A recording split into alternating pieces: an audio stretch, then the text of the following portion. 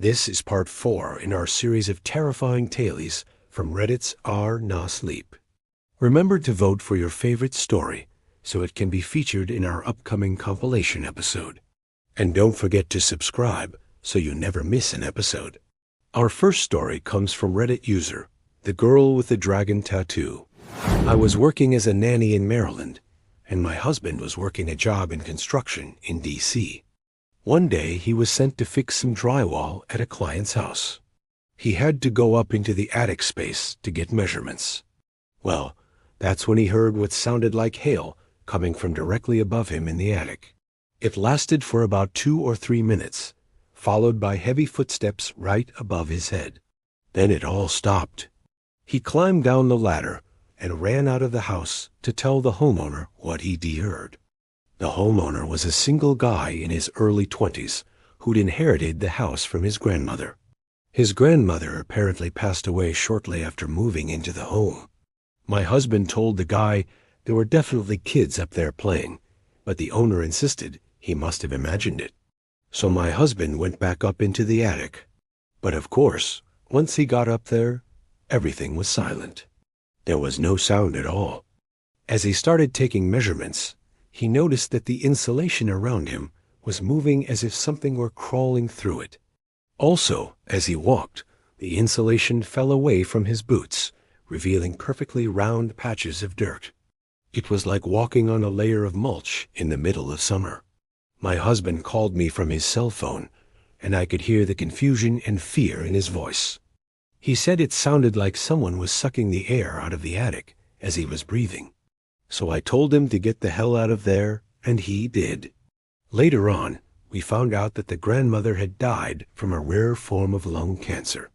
They weren't sure how long she'd known she had it, but it must have been pretty advanced, because she died within 2 weeks of being in the house. We also found out that she had 3 kids, all grown and moved out of the house before she died. So we still don't know whose footsteps and breathing we heard. Whoever it was didn't mean him any harm, because he never went back, and neither did we. And our next story comes from another Reddit user. This happened to me just last week. I was home alone at night, and I always keep my bedroom door open. I heard a loud bang outside my window. I assumed it was just the wind, or maybe some kids messing around. Then I heard a very light tap at my window. I turned my head and looked over at the window and saw a dark shape standing right outside of it. It was too dark to make out any details, so I turned the lights off and waited. It took a few seconds, but then I heard the tap again, and this time it was louder, more insistent. After a few moments, it tapped again, and I saw the shape press its face against the glass. When I say press, I mean it was basically inhaling, trying to suck itself through the window. I screamed and backed away from the window. It made a weird clicking noise and then disappeared. I sat there for a while in total darkness until I finally worked up the courage to turn the light back on. Outside my window was an old tree that was there when I grew up in the house. But since I was little, the tree had been chopped down to half its height. I looked outside, and the branches were moving slightly in the wind, but nothing was touching my window. That's not what it looked like in the darkness. I went to sleep, but every time I closed my eyes, I saw the shape outside my window. In the morning after, of course, sleeping very little, I got up and went straight to my window. There was nothing there, and there's nothing unusual about the tree now. But I can't help but think that whatever was outside my window last night may come back tonight. And our final story comes from another Reddit user. I used to work at a gas station in Indiana years ago. It was a small mom-and-pop place with an attached convenience store. A lot of truckers would stop there to get gas and use the restroom. They even had parking spaces for truckers behind the main building. There were surveillance cameras everywhere, but they were the old analog ones, and the footage was kept on VHS tapes. One evening I was working the register, and a regular customer came in. We'll call him Eddie. He asked me to check the tape for him because he thought someone had stolen his hubcaps while he was in the store.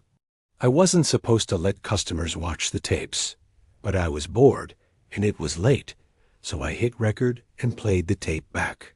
What we saw was Eddie pulling into the parking spot, getting out of his pickup, and walking into the store. Then we saw a white van pull up and a couple of guys get out. They jogged over to Eddie's truck, each grabbed one of his hubcaps, and then they jogged back to the van. Sure enough, when Eddie came out of the store, his hubcaps were gone. I rewound the tape to where the men got out of the van and watched them again. They were wearing masks. I remember thinking, wow, these guys are really committed to stealing hubcaps if they're going to wear masks. It was then that I realized the tape was actually recording backwards.